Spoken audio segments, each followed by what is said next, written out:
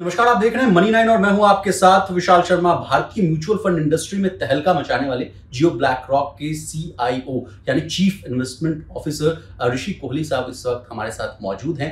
ऋषि sir से जानने की कोशिश करेंगे कि जो जियो ब्लैक रॉक ने नया फ्लेक्सी कैप फंड चलाया है जो पूरी तरह से इक्विटी बेस्ड होगा, उस पर क्या डिटेल्स सामने आ रही हैं, उनसे चर्चा करेंगे। ऋषि सर, बहुत स्वागत है आपका मनी 9 पर। और सबसे पहले आपसे जानना चाहेंगे सर कि आफ्टर डेट फंड्स उसके बाद आपने पहली बार जो है इक्विटी फंड को लॉन्च किया है, क्या है ये प्रमुख चीज सर? इसको आप बहुत ही आसान भाषा में हमारे व्यूअर्स को बताइए।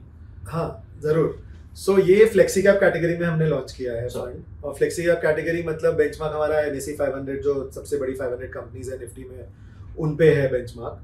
और इसमें हम एक सिस्टमैटिक अप्रोच यूज कर रहे हैं जो सामान्य भाषा में बोला जाए तो कोई भी आप रूल बना के आप एक प्रोसेस फॉलो करके अगर आप इन्वेस्टिंग करें तो उसको सिस्टमैटिक बोल सकते हैं। और ग्लोबली ब्लैक रॉक का एक डिवीजन है SAE, सिस्टमैटिक एक्टिव इक्विटी।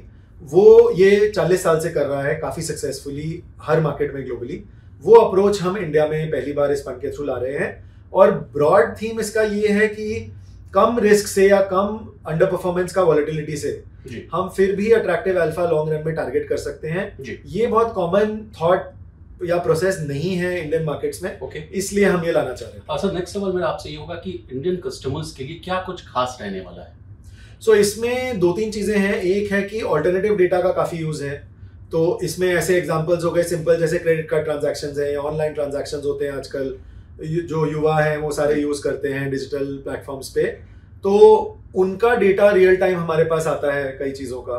और वहाँ पे अगर कोई नया प्रोडक्ट लॉन्च हुआ है या कोई सेल्स हो रही है किसी कंपनी या सेक्टर में ज़्यादा या कम, वो डेटा अगर हमें रियल टाइम मिले और हम एंड ऑफ क्वार्टर की वेट नहीं करने पड़ रही है हमें, क्योंकि वो बहुत लेट हो जाएगा, वो इन्फॉर्मेशन का वैल्यू कम हो जाएगा, तो वो हम यूज़ कर पा रहे हैं। तो ये तरह का ऑल्टरनेटिव डेटा हमारा मानना है कि हार्डली किसी के पास इंडस्ट्री में है, और वो हम ले पा रहे हैं ब्लैक रॉक के ग्लोबल एक्सपर्टीज की वजह से और यूज कर पा रहे हैं इस फंड में।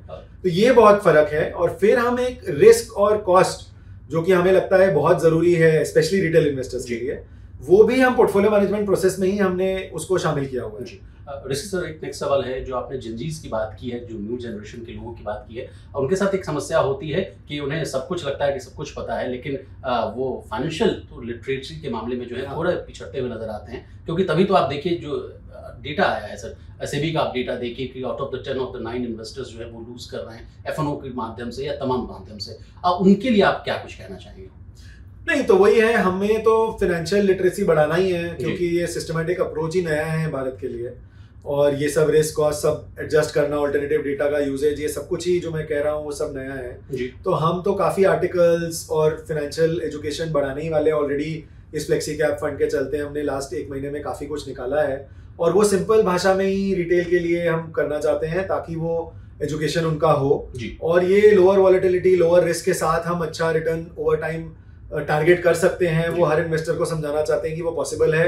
एक्साइटमेंट ढूंढना ही जरूरी नहीं है, वो कंसिस्टेंसी लाना ज्यादा जरूरी है। तो आई थिंक एंड स्मार्ट है लोग इंडिया में फाइनेंस और मनी के और नंबर्स के बारे में। तो इट्स जस्ट दैट कंटेंट जितना ज्यादा होगा उतनी जल्दी समझ में आएगा। सर, जब से जियो ब्लैक रॉक आया है उसके साथ ही एक टर्म आ गया अलादीन। ये क्या है सर? इसको लेकर बहुत जो है यूफोरिया है, इसको भी बहुत आसान भाषा में समझिए। हाँ, सो अलादीन एक simple end to end integrated platform है। तो जहाँ पे ये सारा डेटा ट्रेडिशनल ऑल्टरनेटिव की हम बात कर रहे हैं वो भी है उसके अंदर, जो मॉडलिंग हम मैथमेटिकली कर रहे हैं वो भी उसके अंदर है। तो वो डेटा को यूज करके वो मॉडल्स ऑटोमेटिकली उस पे रन करके आपका पोर्टफोलियो ऑफ स्टॉक्स जनरेट कर रहे हैं, वो भी ऑटोमेटिकली उसमें हो रहा है। फिर वो स्टॉक पोर्टफोलियो जो जनरेट हो रहा है वो ट्रेडिंग टीम को जाएगा आगे एग्जीक्यूट होने के लिए मार्केट में, वो भी ऑटोमेटिकली उस प्लेटफॉर्म के थ्रू हो रहा है। फिर जो ब्रोकर्स के एग्जीक्यूशन प्राइसेस फेल जाएंगे वो भी ऑटोमेटिकली उसमें अपलोड होके बैक ऑफिस ऑपरेशंस टीम को जाके कस्टोडियन को चले जाएंगे। ये सारा कुछ उस प्लेटफॉर्म पे होगा। और जो रिस्क और कंप्लायंस के pre trade post trade checks होते हैं वो भी उसमें इंटीग्रेटेड रहेगा। तो ये सब कुछ एक ही प्लेटफॉर्म पे अलग अलग लोग अलग अलग डिपार्टमेंट्स में उसको यूज कर सकते हैं अपना अपना पोर्शन। और एंड टू एंड इंटीग्रेटेड है, एफिशिएंट है प्रोसेस और स्केलेबल है। सर, सिर्फ AI का इंटरवेंशन है, क्या ह्यूमन इंटरवेंशन भी है या नहीं है सर? ये हम जानना चाहते हैं। इस फंड में ह्यूमन इंटरवेंशन है। स्पेसिफिक प्रोसेस में कॉर्पोरेट गवर्नेंस का हम लोग एक डिस्क्रिशनरी स्क्रीन लगाते हैं, उसमें ही फंड मैनेजर्स और चीफ रिस्क ऑफिसर का इंटरवेंशन है। फिर सेक्टर और स्टॉक्स में हम बेंचमार्क अवेयर जरूर हैं कि बेंचमार्क से बहुत ज्यादा हम लोग एक्टिव बेट्स नहीं लेना चाह रहे, कुछ रेंज में सेक्टर और स्टॉक एक्सपोजर्स रखना चाह रहे हैं, लेकिन वो वेरिएशन क्या हो सकता है वो भी फंड मैनेजर्स डिसाइड कर रहे हैं। और जो अलग अलग टाइप का ट्रेडिशनल और अल्टरनेटिव डेटा हम लोग यूज कर रहे हैं, वो भी कौन सा डेटा यूजफुल है नहीं है जी। वो भी फंड मैनेजर्स डिसाइड कर रहे हैं, और उसके हिसाब से वो फाइनल सिलेक्शन हो रहा है जी। तो इन सब चीजों में काफी ह्यूमन इंटरवेंशन है जी। तो इसलिए हमारा मानना है कि ये perfect match of machine and man है। ऋषि सर, कहा जाता है कि डिस्ट्रीब्यूटर्स को इसमें हटा दिया गया, यानी मिडिल मैन इसमें से जो है हटते हुए नजर आ रहे हैं। तो उसके बाद सर मेरा आपसे ये सवाल है कि टियर 2 या टियर 3 सिटीज में बहुत बड़े बड़े प्लेयर्स मौजूद हैं जो अपना डिस्ट्रीब्यूशन चैनल के माध्यम से लोगों को केटर कर रहे हैं, वहाँ आपके लिए क्या चैलेंजेस साबित होगा, वहाँ आप उसको केटर करने के लिए क्या कर रहे हैं? नहीं, तो अभी शुरू में हमारा डिस्ट्रीब्यूशन चैनल नहीं है, अभी सब कुछ डायरेक्ट है, लेकिन ऐसा नहीं है कि पेरेंट स्पॉन्सर एंटिटीज ने कहा है कि कभी भी नहीं होगा। तो at some future point possible है कि डिस्ट्रीब्यूशन भी हो, एज ऑफ टुडे नहीं है, लेकिन इट इज टू अर्ली। पहला एक्टिव फंड लॉन्च हुआ है, पेरेंट स्पॉन्सर्स का ये मानना था कि पहले एक आध एक्टिव फंड लॉन्च हो जाए, उसमें हर तरह का डिजिटल आउटरीच हम एक्सप्लोर कर लें, फिर हम सोचें आगे डिस्ट्रीब्यूशन के बारे में। तो टियर 2-3 में क्या रिस्पॉन्स आता है डिजिटल चैनल से और रिटेल से, वो देख के फिर आगे की स्ट्रेटेजी हम। सर, क्या चैलेंजेस आप देख रहे हैं पूरे प्रोसेस में?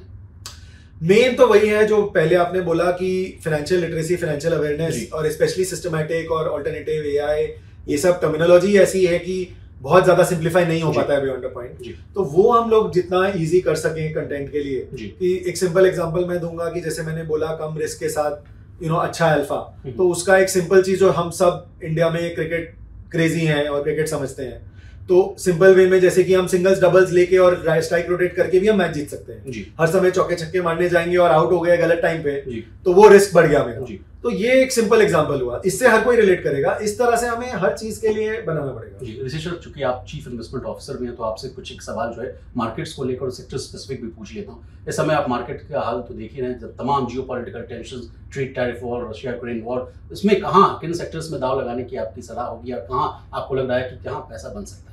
सो देखिए, अपने फंड और प्रोसेस के बारे में बात करें तो वो तो ये प्रोसेस डिसाइड करेगा, और उसमें हर हफ्ते कुछ कुछ चेंजेस होते रहेंगे। बट आपको पर्सनली जो व्यूज हैं, आई थिंक वो ज्यादा एप्लीकेबल रहेगा आपके सवाल के लिए और दर्शकों के लिए। उधर मैं ऑटोज में, मेटल्स में और पीएसयू बैंक्स में, आई थिंक इनमें ज्यादा एक्साइटमेंट नजर आ रहा है ऑन अ पॉजिटिव साइड। और आईटी फार्मा ऑब्वियसली हम देख ही रहे हैं, इतना सारा न्यूज, टैरिफ और चीजों को लेके, तो ये अनसर्टेनिटी है। बट स्टॉक स्पेसिफिक अपॉर्चुनिटी रहेगी, बट हाँ, रिलेटिव बेसिस पे जो 3 सेक्टर्स मैंने कहे वो ज्यादा बेटर है। सर, अब आपसे बात कर लेते हैं कि ग्लोबल डाइवर्सिफिकेशन पर भी बात कर लेते हैं। क्या ग्लोबल फंड्स आते हुए नजर आ रहे हैं कुछ समय में? इन जनरल या हमारे जॉइंट वेंचर के साथ? जॉइंट वेंचर के थ्रू अभी इमीडिएट तो नहीं, बट हाँ वेरी लॉन्ग रन तो हम सब कुछ ही करना चाहते हैं। एसआईएफ हो गया, ग्लोबल फंड्स हो गए, सब कुछ प्लान्स हैं in the very long run. लेकिन नियर टर्म में तो अभी जस्ट म्यूचुअल फंड चालू हुआ है, एक्टिव स्कीम पहला चालू हुआ है, तो बहुत सारे कैटेगरीज हैं जहाँ पे हम करना चाहते हैं। एक लास्ट के 2 सवाल सर, आपने इक्विटी में एंट्री कर ली है, इस बार अब देखा जाए सर तो कमोडिटी मार्केट में बहुत हलचल देखने को मिल रही है। सोना जो है सर, इस साल की अगर बात की जाए तो 40% के आसपास का रिटर्न दे चुका है। तो क्या गोल्ड सिल्वर को लेकर भी कोई ऐसा फंड आ सकता है कमोडिटी को लेकर? हाँ, तो मल्टी एसेट फंड आएगा कभी ना कभी अगले 1 साल में, तो उसमें गोल्ड सिल्वर का डेफिनेटली अच्छा पार्टिसिपेशन होगा जी। तो लास्ट सवाल सर कि इस दिवाली से अगले दिवाली तक कहाँ जाता हुआ दिख रहा है जियो ब्लैक रॉक, सर आपके नजरिए से दिखना चाहिए? ग्रो तो करेगा और बहुत सारे प्रोडक्ट्स आएंगे और बहुत सारा डिजिटल रीच बनेगा। ओवरऑल देखते हैं कैसे जाता है और कैसे बाकी मार्केटिंग स्ट्रेटेजी डिफाइन होती है पहले 2-3 फंड्स के बाद जी। बहुत शुक्रिया सर, आपने कीमती समय दिया और तमाम विषय पर इन्होंने बहुत ही आसान भाषा में विस्तार से चर्चा की। इसी तरह देश, दुनिया और बिजनेस जगत से जुड़ी तमाम ताजा तरीन खबरों के लिए बने रहिए हमारे साथ और देखते रहिए मनी लाइन।